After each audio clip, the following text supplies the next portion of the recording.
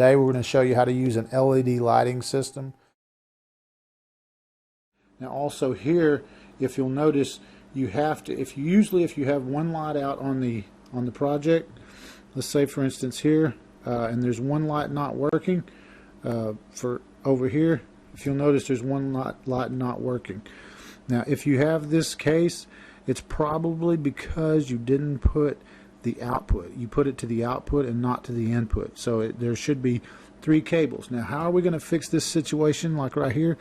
Since this is already broken here, this happens to be an output.